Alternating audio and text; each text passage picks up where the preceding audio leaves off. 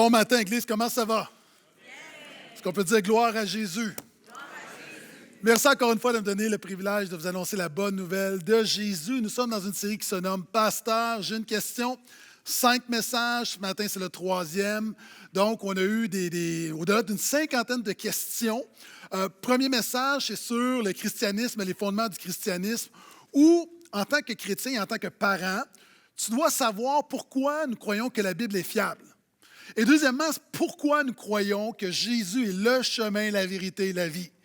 La semaine dernière, on a vu des questions sur le salut. Maintenant, ce matin, beaucoup de questions sur le monde surnaturel. Donc, le titre de ma prédication ce matin, c'est 10 questions sur le monde surnaturel. Donc, je vais tenter de répondre à des questions sur les miracles, les apôtres, le voile, le parler en langue, Satan, l'autorité spirituelle, le combat spirituel, Alouette. C'est le bon moment de commencer à prier pour moi. Et alors qu'on regarde au monde surnaturel, R.C. Sproul, le grand théologien, a dit « Le christianisme de la Bible est une religion résolument surnaturelle. Si nous supprimons le surnaturel, nous supprimons le christianisme. » Amen? La vie chrétienne est une vie surnaturelle. Dieu est transcendant, c'est-à-dire Dieu est hors catégorie. Je peux entendre amen? Dieu a créé l'univers, Dieu a créé la nature. Jésus vient restaurer ce que le péché a perverti dans la nature. Mais la Bible dit qu'il y a un monde naturel et il y a un monde surnaturel. La Bible dit que Jésus a créé ce qui est visible et invisible, et il y a plusieurs questions sur le monde invisible. Maintenant, le problème avec le monde invisible, c'est qu'il est invisible. Ça veut dire qu'on a toutes sortes de réponses, toutes sortes de conceptions qui, quelquefois, ne sont pas fondées sur la parole de Dieu. Par rapport au surnaturel, il y a 3 approches. Premièrement, on voit beaucoup dans la culture la superstition, des gens qui disent « J'ai fait une entrevue cette semaine, je me croise les doigts pour avoir la job. » Comme si le fait de croiser tes 2 doigts, tes 4 doigts, change les lois de l'univers. Et là, les démons sont tout à coup neutralisés parce que tu as croisé tes doigts. Ou un malheur va t'arriver, tu te dis « Oh, je frappe du bois. » Là, parce que les démons entendent « Toc, toc, toc, hop, on y touche pas. » Donc, la réalité, c'est que la superstition, ça s'appuie sur rien. Maintenant, on peut rire, mais souvent, les chrétiens, on va aller dans quelque chose qui est très proche, qui est par rapport au monde surnaturel, dans la spéculation. C'est-à-dire, il y a des croyances populaires qui ne sont pas fondées bibliquement. Et beaucoup de chrétiens sur le monde surnaturel ont ce que l'apôtre Paul dit, adhèrent à des fables profanes. Ça veut dire quoi? Ça veut dire que beaucoup de gens, ta conception du monde surnaturel vient beaucoup plus de ta culture que de la parole de Dieu. Il y a du monde, ça va être long comme message. Maintenant, ce que nous voulons, ce n'est pas la superstition. Ce que nous voulons, ce n'est pas la spéculation. Nous voulons la révélation de la parole de Dieu. Le psalmiste dit « Ta parole révèle les choses. » Donc, on regarde, révéler qu'elle enlève le voile sur le monde spirituel. Donc, 10 questions sur le monde spirituel que beaucoup se posent. Et on commence avec les miracles. Voici la question. Dieu faisait des prodiges et des signes miraculeux par l'entremise des apôtres. Pourquoi n'est-ce plus le cas aujourd'hui? Comment se fait-il que Dieu ne se manifeste-t-il plus de la même façon de nos jours? Est-ce que des gens, quand tu lis la Bible, tu as l'impression qu'il y a des miracles à toutes les pages? Puis quand tu regardes à ta vie, tu as l'impression que tu ne vis pas le même miraculeux que les apôtres. Lève la main si tu es un chrétien ordinaire. Qui ici, tu ne vois pas 8 miracles par jour? Lève la main. OK, tu es normal. Maintenant, encore une fois, souvent dans le monde surnaturel, on présume des choses qui ne sont pas fondées. Quand tu regardes à l'histoire biblique, à l'histoire du salut, écoute-moi bien, il y a eu 3 vagues miraculeuses. 3 vagues où il y a eu des périodes où il y a eu des miracles en abondance, et ces 3 vagues ont duré à peu près entre 60 et 65 ans.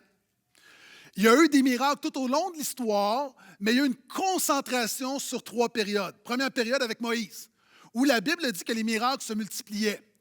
Ensuite, des centaines d'années plus tard, avec Élie et Élisée, alors qu'ils étaient aux prises, ils vivaient sous le règne de rois païens, il y a eu des vagues de miracles. Et la 3e vague de miracles bibliques, c'est Jésus et les apôtres. La Bible a dit que Jésus faisait beaucoup de miracles. Acte dit que, et la question le relève, qu'il y avait beaucoup de miracles qui se faisaient par la main des apôtres. Donc, quand tu regardes dans la parole de Dieu, il y a 3 périodes, et à part ça, il y a des miracles. Dieu continue de faire des miracles, mais ils ne sont pas abondants. Quand tu regardes Abraham, Isaac, Jacob, Joseph, pas des tonnes de miracles. Josué, pas des tonnes de miracles. David, pas des tonnes de miracles. Quand tu regardes la deuxième portion du Nouveau Testament, le miraculeux est là, mais pas comme à l'époque de Jésus et au début des apôtres. Pourquoi? Parce que le miracle a une fonction dans la Bible. Le but de Dieu, lorsqu'il donne un miracle, ce n'est pas de te donner un petit frisson et de te bénir. Le miracle est un signe. D'ailleurs, voici ce que dit Hébreu. Hébreu 2, versets 3 et 4.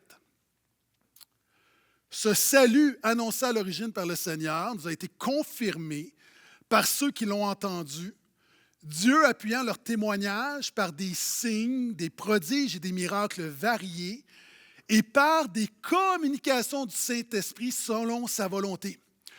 Pourquoi il y avait beaucoup de miracles par la main des apôtres? Parce que Dieu voulait attirer l'attention. OK, s'il y a un feu, qu'est-ce que tu fais? Tu sors. Tu sors où? Dehors. Par quelle porte? Tu vas chercher le signe sorti. OK? Pourquoi est-ce qu'il y a une lumière derrière le signe? Hein? Parce que le but, c'est d'attirer ton attention. Hein? On n'a pas écrit sorti à terre au crayon mine. Le signe est évident. Lorsque les apôtres faisaient un miracle, c'est un signe, c'est évident. Dieu disait, écoutez-les, ils vous annoncent la bonne nouvelle de la grâce de Jésus.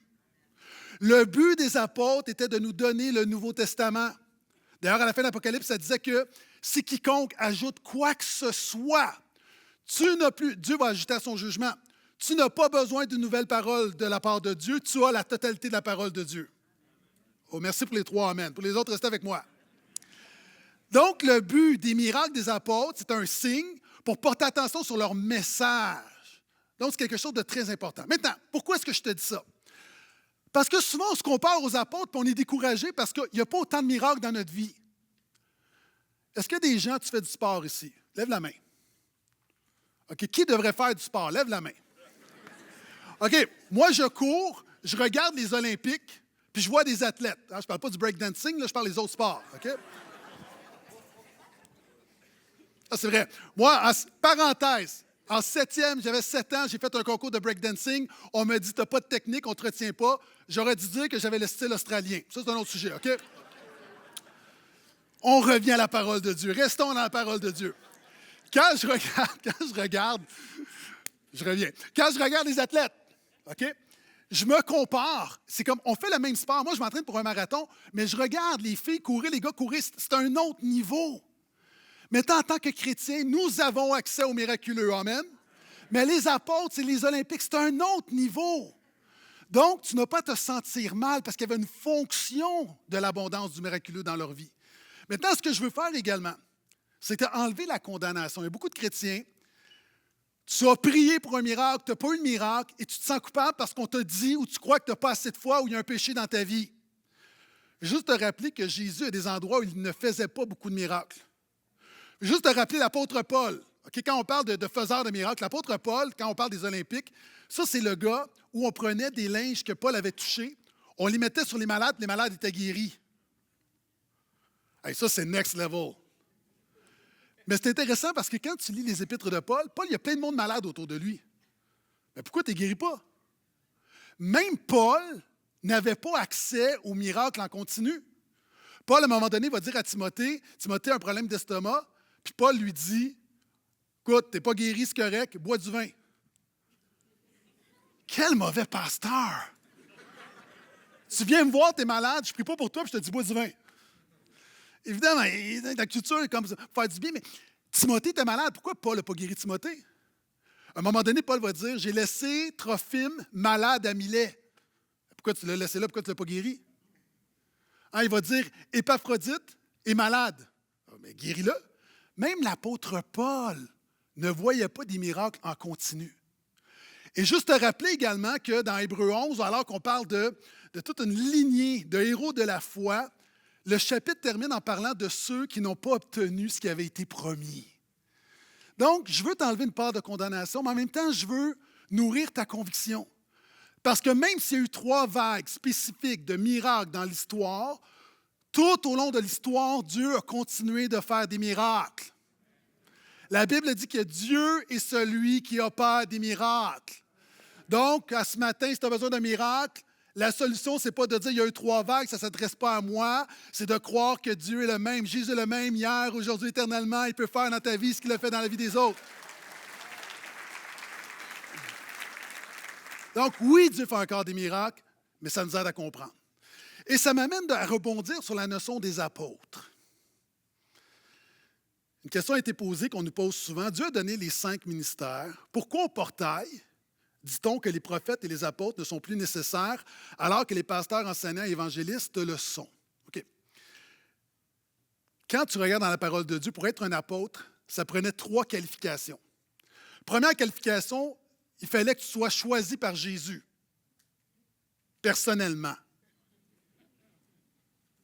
On commence à avoir un petit problème. Deuxième critère, tu devais avoir été témoin de la vie, de la mort et de la résurrection de Jésus. Là, des gens vont dire, oui, mais l'apôtre Paul a vu Jésus ressuscité, il a été appelé par Jésus. Hein, c'est l'exception qui fait partie des 12. Et troisièmement, les miracles. Pourquoi? Justement parce que le Nouveau Testament n'était pas fini d'être écrit, donc c'est de révéler le Nouveau Testament afin qu'on ait la parole de Dieu de génération en génération. Donc, c'est la fonction des apôtres. Maintenant, quelqu'un va dire, oui, mais Éphésiens 4:11 va dire, lisons le texte. C'est lui qui a donné les uns comme apôtres, les autres comme prophètes, les autres comme évangélistes, les autres comme pasteurs et docteurs. OK. On fait quoi avec les 5 ministères? Apôtres et prophètes, précédemment dans le même épître, Paul va dire, Éphésiens 2:20, Jésus, la pierre de langue, et les apôtres et les prophètes ont été donnés comme fondement historique de l'Église. Fondement historique de l'Église. Ensuite, il reste quoi? Il reste les évangélistes et les pasteurs et docteurs ou enseignants. Quand tu regardes dans le texte, ça dit qu'il a donné les uns comme apôtres et prophètes pour le fondement de l'Église.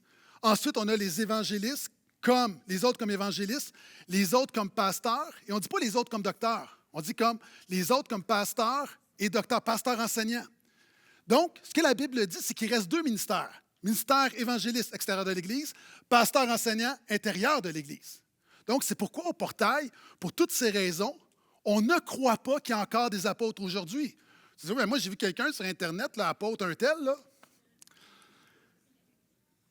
Pourquoi nous ne croyons plus qu'il y a des apôtres aujourd'hui? Pour des raisons bibliques que j'ai mentionnées, des qualifications claires. Deuxièmement, pour des raisons théologiques, la fonction des apôtres était de nous donner la parole de Dieu. Nous avons la parole de Dieu. Troisièmement, pour des raisons historiques. Est-ce que tu réalises que nous sommes la première et seule génération de l'histoire de l'Église à croire qu'il y a à nouveau des apôtres? Tu n'as jamais vu ça dans l'histoire de l'Église? Nous sommes la première génération. Est-ce qu'on a compris quelque chose que personne n'a compris avant nous? Si tu dis oui, je pense qu'une des vertus chrétiennes, c'est l'humilité. Une autre raison, pour des raisons pratiques. OK, et là, je vais être gracieux, mais mon problème avec les apôtres, c'est que généralement, ce sont des apôtres autoproclamés.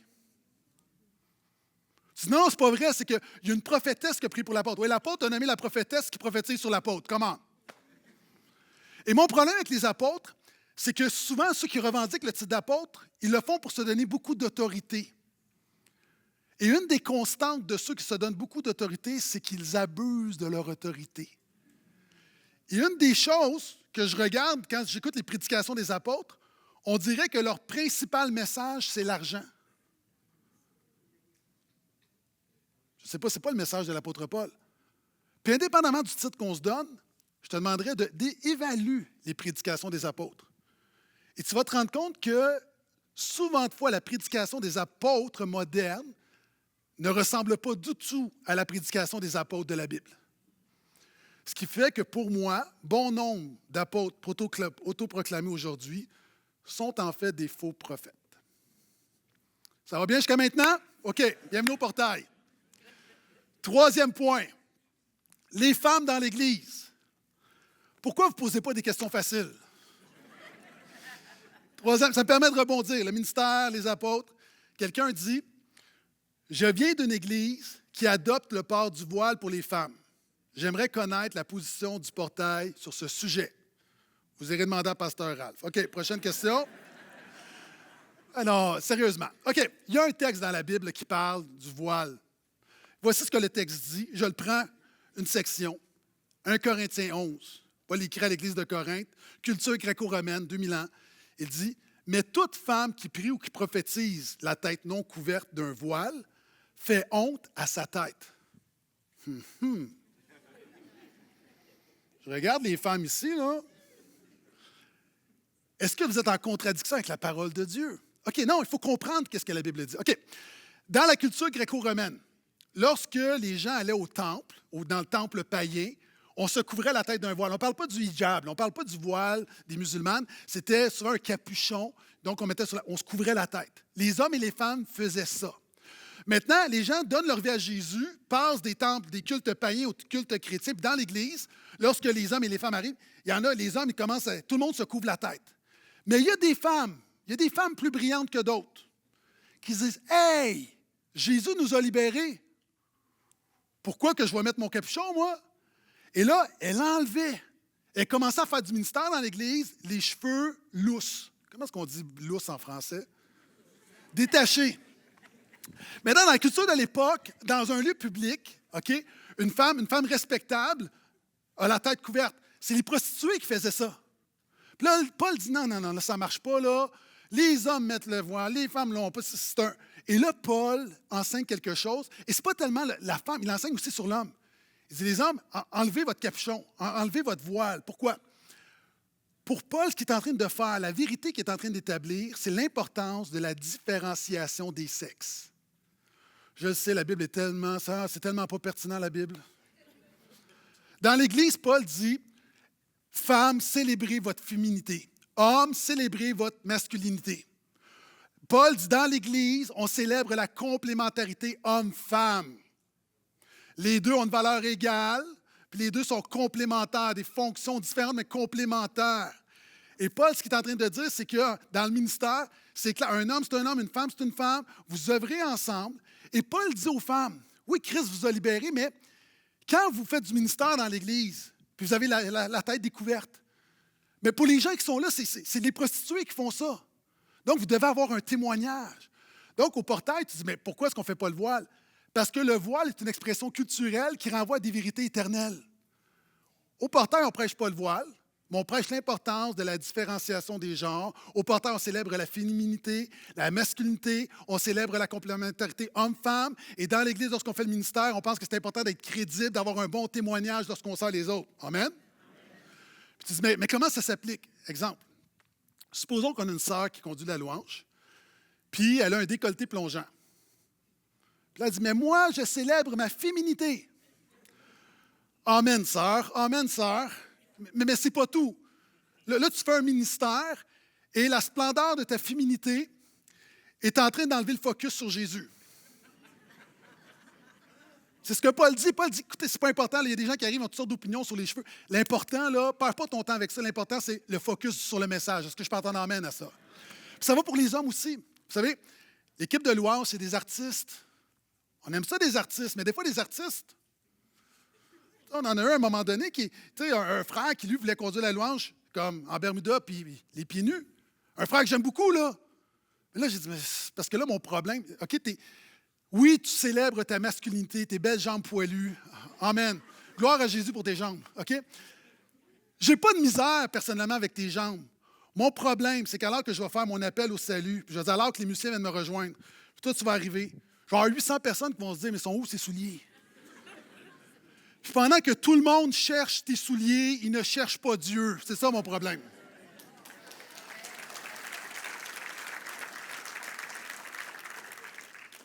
Donc, voyez-vous, c'est au portail, on respecte les vérités éternelles qui sont là. Est-ce que je peux entendre amène à ça? OK, je continue. Une autre question qui a été posée, qui est reliée.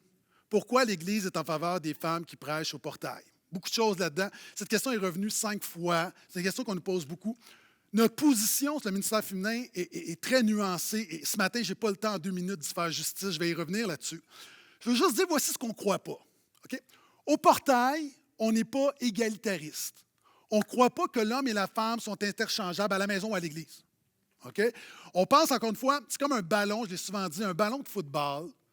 C'est un ballon de basketball, c'est un ballon. Tu ne peux pas prendre un ballon de football pour jouer au basketball. Donc, on n'est pas égalitariste. Encore une fois, égalité de valeur, mais pas de rôle. Deuxièmement, nous ne prônons pas le patriarcat. Dans plusieurs églises, les femmes sont dans les estrades, puis les hommes font tout.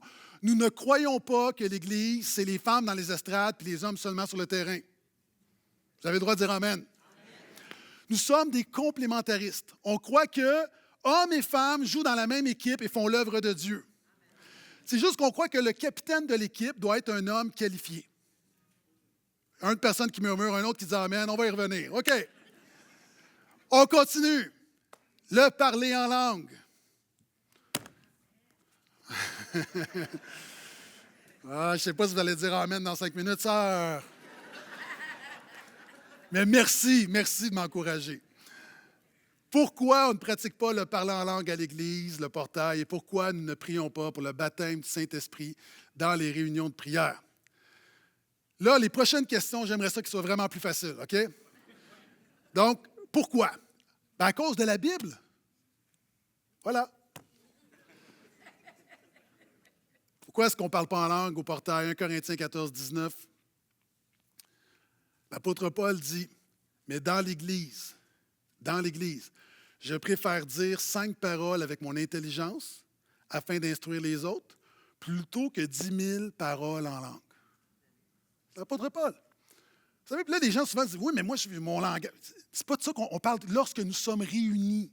Le but, c'est l'édification personnelle. Quand tu chantes, tu loues Jésus, tu déclares les paroles, c'est beaucoup plus édifiant pour ton frère et ta sœur qui comprennent ce que tu dis que si tu parles en langue. C'est juste ça que Paul dit.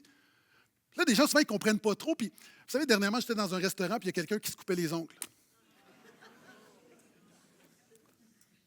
J'ai dit, écoute, pasteur Ralph, fais pas ça.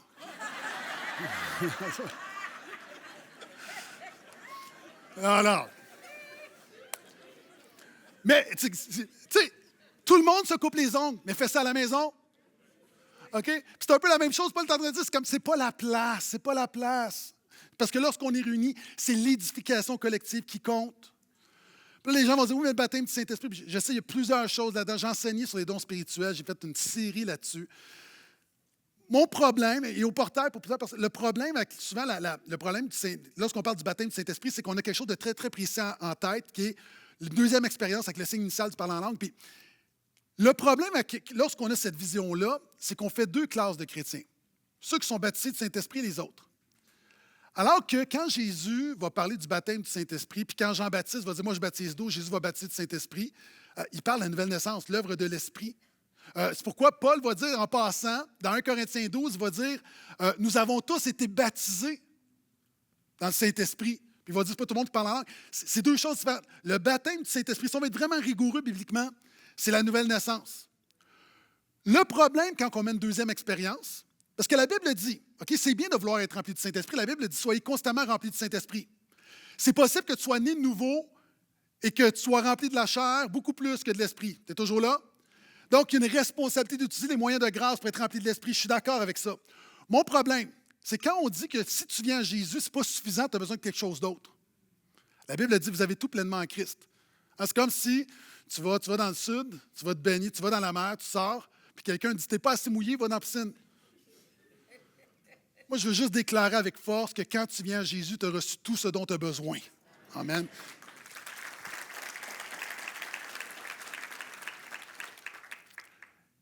Cinquième question. Est-ce que nous avons un ange gardien? Non. Prochaine question.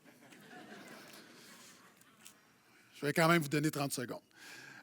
Est-ce qu'on a un ange gardien? La Bible n'enseigne pas qu'on a un ange gardien. La Bible enseigne qu'il y a des anges. Puis les anges, c'est des agents au service de Dieu. Hein? Puis Dieu envoie ses anges pour nous garder, nous protéger. Ils sont là. Il y a un ange qu'on ne voit pas dans le monde invisible. Hébreux 1,4 dit que les anges ne sont-ils pas tous des esprits au service de Dieu envoyés pour exercer un ministère en faveur de ceux qui doivent hériter du salut? Donc, on n'a pas d'ange qui nous est attribué. Je dirais également que beaucoup de gens, peut-être tu viens à Jésus, puis tu entends parler des anges, tu ne dois pas prier ton ange. Tu ne dois pas adorer ton ange. Ton véritable gardien, ce n'est pas un ange gardien, c'est Jésus qui est le gardien de ton âme, on va dire 2 Pierre. Donc, c'est important. Donc, oui, il y a des anges qui sont là, mais c'est une part du mystère, puis c'est quelque chose qui ne nous appartient pas. C'est dans l'invisible, on n'a pas de relation avec eux. Mais oui, de la même manière qu'il y a des démons, il y a des anges. Mais l'important, c'est de rester focalisé sur Jésus. Et ça amène une question vraiment, deuxième portion, où on rentre dans le combat spirituel. Puis je vais devoir boire un petit peu. Tu peux jaser à quelqu'un à côté de toi. Ça va jusqu'à maintenant? OK. On va aller avec la base. Le problème du mal. Une des questions qui a été posée, c'est si le bien et le mal n'existaient pas avant la création, Genèse 1, Dieu a tout créé, tout était bon. Comment se fait-il que Satan peut être jaloux, envieux et orchestrer une révolte contre Dieu pour le renverser? Je ne sais pas. Mais je vais quand même tenter une réponse. Genèse 1 dit que tout est bon. Donc, Satan est une créature de Dieu. Dieu a créé tout bon, ne l'a pas créé mauvais. Il s'est passé quelque chose parce que Genèse 3, Satan est le tentateur. Il y a eu une révolte entre-temps. Maintenant, la Bible ne nous explique pas comment c'est arrivé. Elle fait simplement affirmer la présence du mal. Genèse 3.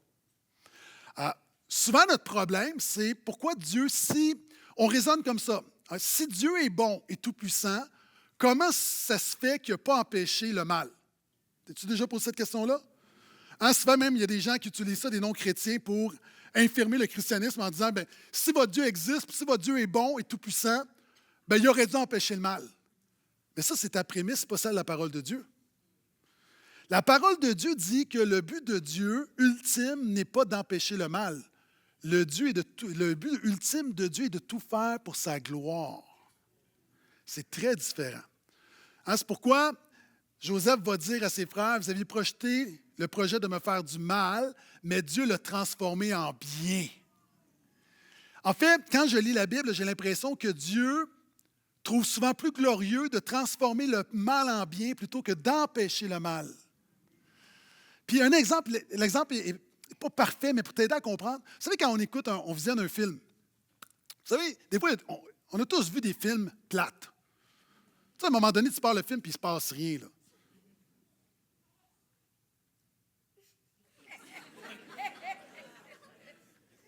C'est long, il ne se passe rien, là. Puis si je te pose la question, hey, c'est quoi ton meilleur film? Là, tu dis, hey, c'est mon film, c'est tel film, puis là, c'est comme le méchant, puis le monde, l'univers va être détruit, puis le super-héros arrive, puis là, wow, on est sauvé. C'est passé quelque chose. J'ai l'impression que dans la trame narrative de l'histoire du salut, Dieu se glorifie plus à transformer le mal, à vaincre le mal, à anéantir le mal qu'à le laisser aller.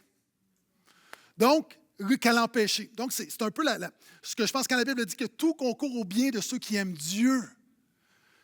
C'est que Dieu utilise le mal pour le transformer en bien pour sa gloire. Puis au ciel, on va comprendre. Là, on ne comprend pas totalement, d'où le problème du mal. Et alors que le mal est là, on fait quoi avec notre autorité spirituelle? Hein? Est-ce que tu te poses la question des fois, comment exercer mon autorité spirituelle? Voici une autre question. Dieu dit nous avoir donné autorité sur la puissance de l'ennemi, mais comment saisir cette autorité tout en sachant que l'ennemi rôde pour nous dévorer? En fait, la question, encore une fois, on va aller dans la parole de Dieu. Le verset qui est sous-entendu, c'est dans Luc 10, le verset 19. Alors que les disciples vont revenir de faire la mission, regarde ce que Jésus va dire.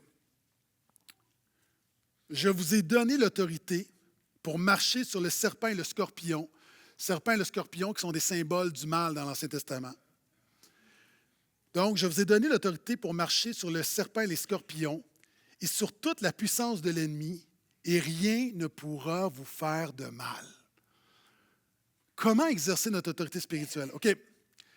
Quand tu étudies la Bible et que tu regardes le verbe le plus fréquemment utilisé pour parler du combat spirituel, ce qui est surprenant, contrairement à ce qu'on pourrait croire aujourd'hui en entendant différents pasteurs, ce n'est pas le verbe du combat spirituel par excellence, ce n'est pas réclamer, ce n'est pas revendiquer, ce n'est pas proclamer, ce n'est pas chasser, ce n'est pas lier.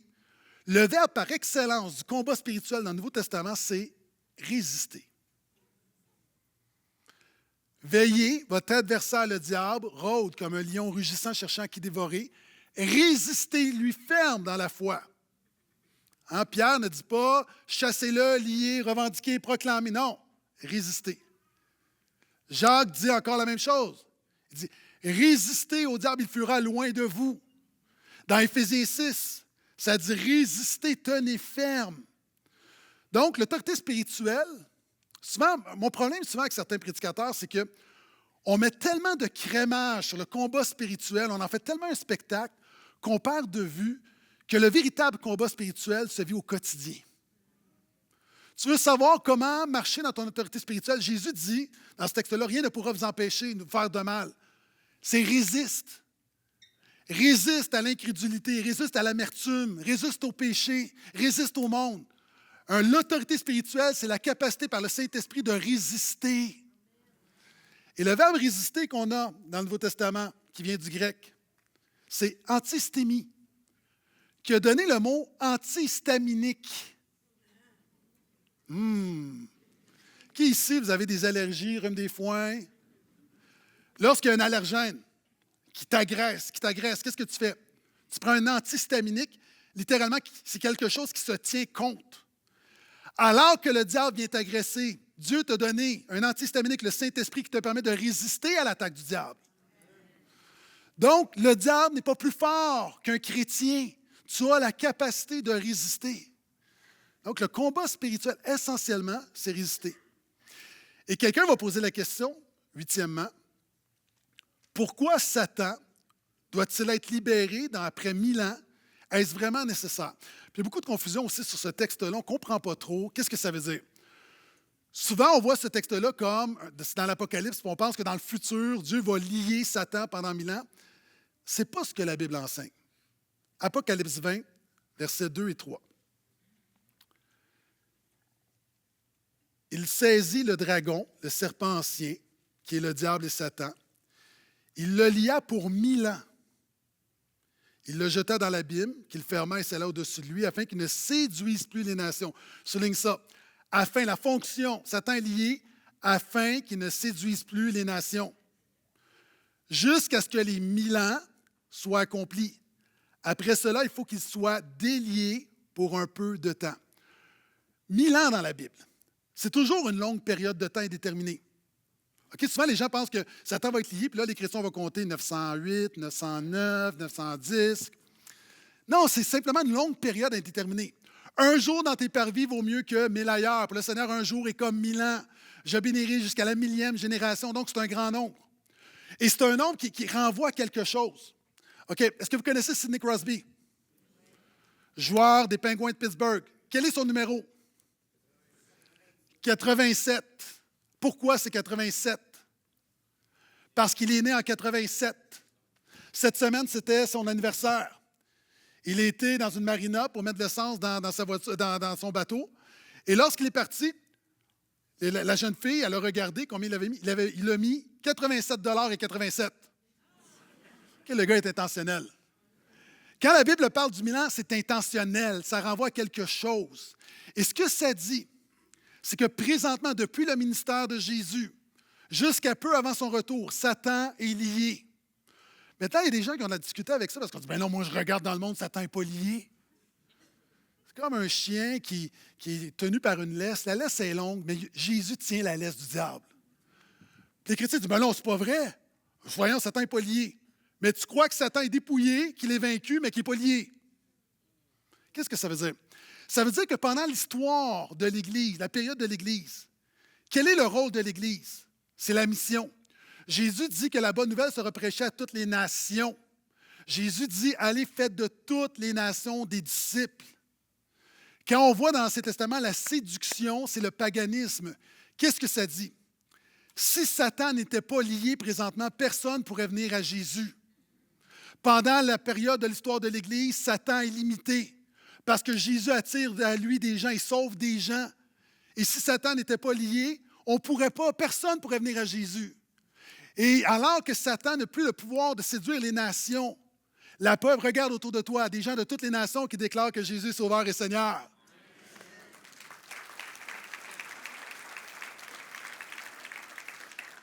Et tout juste avant le retour de Jésus, il sera délié. C'est-à-dire, on va voir une recrudescence du paganisme, puis on le voit, on commence, on est là-dedans. Donc, Satan était lié. Donc, une autre personne pose la question, mais dans ce cas-là, comment est-ce qu'on peut faire le combat spirituel? J'ai presque terminé. Avant-dernière question. Sachant qu'on ne lutte pas contre la chair et le sang, que veut-on dire par revêtir toute l'armure de Dieu? Encore une fois, le combat spirituel, l'autorité spirituelle, c'est beaucoup plus terre à terre qu'on pense. Satan est réel, les démons sont réels. On n'a pas à lutter contre la chair et le sang. Dans le monde naturel, il y a des influences surnaturelles. Mais souvent, les chrétiens, on dirait que la réponse qu'on donne, c'est des réponses extravagantes, spectaculaires, et on passe à côté de l'essentiel. Moi, j'ai vu plein de gens les dimanches dans certaines églises où ça chasse, ça lit, ça crie, ça proclame, tout ça, puis ça a de la difficulté à marcher dans la sainteté le mardi. Résiste, résiste, résiste. C'est la plus grande clé du combat spirituel. Maintenant, quelle est l'arme du croyant? C'est quoi l'arme du croyant? La parole la donne. Donc, si tu as ta Bible, Éphésiens 6, versets 10 à 17, voici la clé du combat spirituel. Au reste, fortifiez-vous dans le Seigneur et par sa force souveraine. Le combat spirituel commence par la grâce de réaliser que c'est Dieu qui te fortifie, que ce n'est pas ton combat, mais son combat. Le chrétien ne lutte pas pour la victoire, il lutte dans la victoire. Revêtez-vous de toutes les armes de Dieu afin de pouvoir tenir ferme, résister contre les manœuvres du diable, les méthodes en grec. Car nous n'avons pas à lutter contre la chair et le sang, mais contre les principautés, contre les pouvoirs, contre les dominateurs des ténèbres d'ici-bas, contre les esprits du mal dans les lieux célestes. Donc, on parle de l'influence surnaturelle dans le monde naturel. C'est pourquoi prenez toutes les armes de Dieu afin de pouvoir résister dans les mauvais jours et tenir ferme après avoir tout surmonté. Tenez donc ferme, voyez-vous? Antistémie, ça revient continuellement. Verbe stémie. Quelles sont les armes? Ayez à vos reins la vérité pour ceinture. Revêtez la cuirasse de la justice. Mettez pour chaussures à vos pieds les bonnes dispositions que donne l'Évangile de paix. Prenez en toutes circonstances le bouclier de la foi, avec lequel vous pourrez éteindre les traits enflammés du malin. Prenez aussi le casque du salut et l'épée de l'Esprit, qui est la parole de Dieu. OK. Comment combattre au quotidien? Mais premièrement, tu as besoin de la ceinture de vérité. Paul parle à l'époque, lorsque les soldats étaient sur le champ de bataille, les hommes avaient des tuniques, et lorsque c'est temps de te battre, tu dois remonter ta tunique, puis il y avait toute une méthode, puis tu l'enroules avec ta ceinture. Pourquoi? Pour ne pas t'enfarger. Donc, la ceinture de vérité. Première clé du combat spirituel. Ne t'enfarge pas dans toutes sortes de choses, focalise sur Jésus qui est la vérité. Première chose. Deuxième chose, regarde. La cuirasse de la justice, de la justification, ce qui te protège, c'est la justification. C'est de réaliser que tu es accepté de Dieu, approuvé de Dieu, non pas par tes œuvres, mais par ta foi dans l'œuvre parfaite de Jésus. Pourquoi? Parce qu'il y a beaucoup de chrétiens qui sont victimes du diable parce qu'ils marchent continuellement dans la culpabilité et la condamnation. Première clé de réaliser ton identité en Christ. Est-ce que je peux entendre amène à ça? Mets à tes pieds les chaussures de l'Évangile. Lorsque tu es sur le champ de bataille, le problème, il y a beaucoup de chrétiens. Tu combats spirituel en gogoune. Ah, tu es en gogoune, puis il y a beaucoup de chrétiens, tu as des belles gogounes, fluo. C'est très trendy, mais ce n'est pas efficace. Tu as besoin de comprendre la bonne nouvelle de la grâce de Jésus. Tu as besoin de comprendre qui est Jésus, ce que fait Jésus dans ta vie, la puissance du Saint-Esprit. Tu as besoin d'être ferme parce que quand le diable qui t'oppose, lorsque les épreuves arrivent, lorsqu'il y a des difficultés, la seule manière de rester ferme, c'est d'être bien chaussé dans la parole de Dieu. Je continue. Prenez le bouclier de la foi pour éteindre les traits enflammés du malin. Les boucliers, à l'époque, tu pouvais les accrocher. On a tous vu des films à un moment donné où on fait comme la tortue pour se protéger. Ça veut dire quoi? Le bouclier avait pour fonction de t'accrocher à un autre. Tu as besoin de l'Église, tu as besoin des frères et des sœurs à côté de toi. Vous savez, lorsqu'on est réunis, on n'est pas juste là avec notre bouclier, c'est que notre bouclier est accroché l'un à l'autre. Il y a une protection spirituelle à appartenir à une bonne Église biblique. Merci pour les 3 personnes qui ont dit Amen. Donc, c'est important. Je n'ai jamais vu un chrétien dans la victoire qui était sans Église. Jamais, jamais, jamais, jamais. Le casque du salut. Donc, que tes pensées soient renouvelées, que tu penses correctement, bibliquement, et finalement, l'épée de la parole de Dieu. Le problème de beaucoup de chrétiens, c'est qu'ils sont à l'église le dimanche matin, ils entendent la parole, et toute la semaine, tu vis sans parole. Alors, c'est comme si tu vas sur le champ de bataille, tu as tout le kit, camouflage, mais tu as les mains vides. Là, on dit, qu'est-ce que tu fais? Pars. Tu n'as rien. Puis beaucoup de chrétiens, malheureusement, tu es désarmé, tu n'as pas l'épée de la parole. Tu as besoin de lire la parole, méditer la parole, étudier la parole, prendre plaisir dans la parole, afin que tes pensées soient renouvelées en Jésus.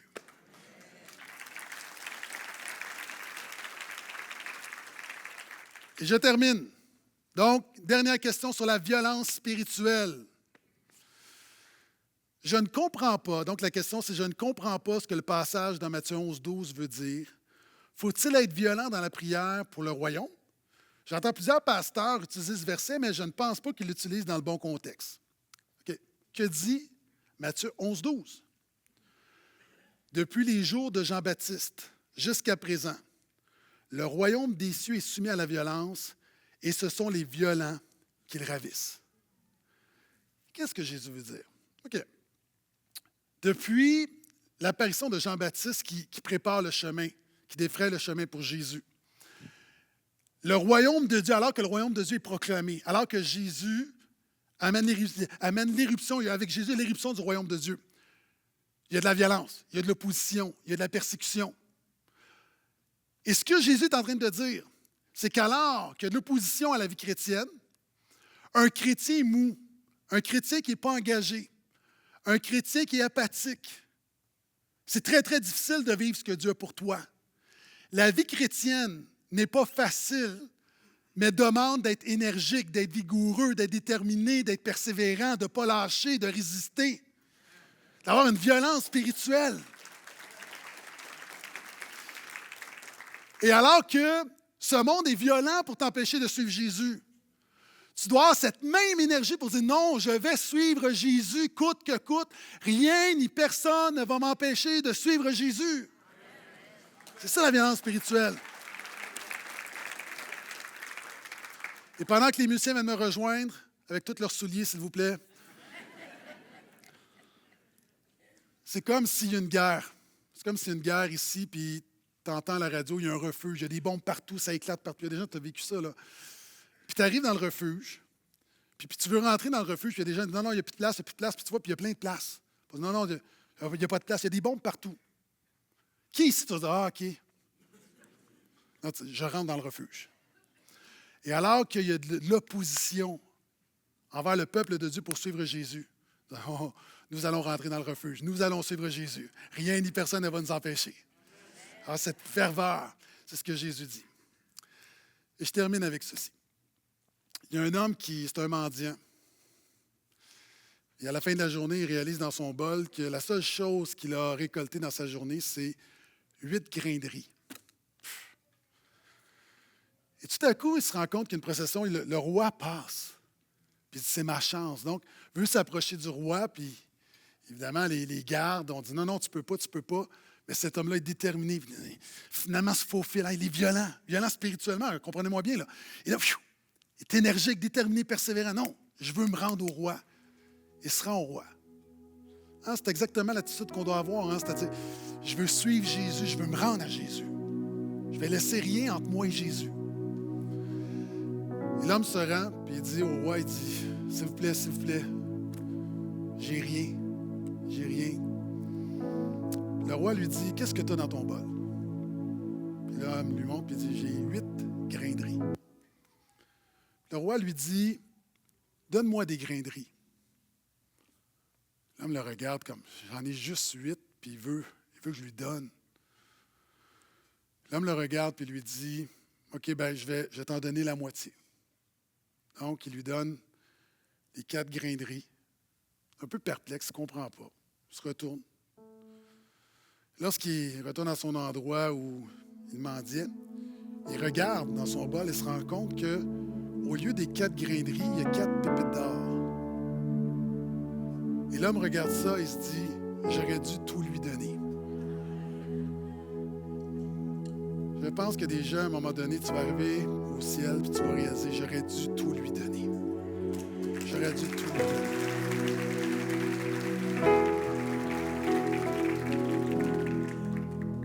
Et c'est ça la vie chrétienne, c'est ça d'être violent spirituellement, c'est de dire, je vais tout lui donner.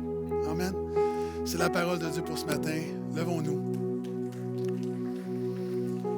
Est-ce qu'on peut pencher la tête quelques instants?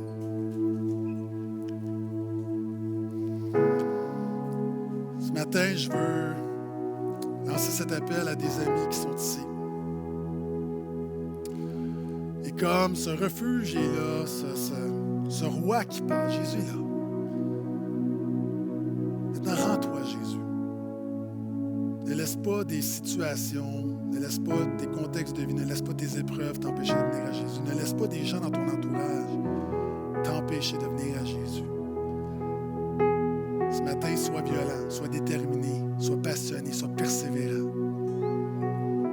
Pour chacun d'entre nous, alors qu'on vient à Jésus dans la prière, dans la louange, l'adoration, donnons tout à Jésus ce matin. Donnons tout. Donnons tout. La vie chrétienne, le salut est gratuit, mais la vie chrétienne coûte tout. Donc, n'ouvrons pas la porte un jour à avoir des regrets, à dire j'aurais dû tout lui donner. Donc, ce matin, dans la louange, dans la prière, alors qu'on va aller chanter, qu'on puisse chanter avec ferveur, pas du bout des lèvres. Le royaume des cieux est soumis à la violence, ce sont les violents qui s'en emparent. Pour suivre Jésus, ça prend de la détermination, de la foi, de la persévérance et résister. Seigneur, je te prie pour les gens qui sont ici ce matin qui n'ont pas fait la paix avec toi par Jésus. Seigneur, je te prie pour des hommes et des femmes qui viennent à toi ce matin, dans ce moment. Et alors que cette réunion n'est pas encore terminée, que ce soit un moment de violence spirituelle, de sortir de notre apathie, de notre confort pour dire « Jésus, je viens à toi, j'ai besoin de toi. » Seigneur, c'est un moment où on puisse te donner tous nos grains de riz. Alors qu'en réserve, tu as pour nous la grâce, le pardon, la vie abondante, la protection spirituelle. Seigneur, nous voulons tout te donner. Continue ton œuvre dans nos vies. Fais ton œuvre dans la vie de chaque personne. Et en terminant, je veux prier pour des frères et des sœurs, des amis plusieurs vivent avec l'inondation, sont inondés. Merci pour ce temps où ils décident de venir, le jour du Seigneur, t'adorer malgré tout. On comprend que pour certains, ce n'est pas possible, mais merci pour les frères et les sœurs.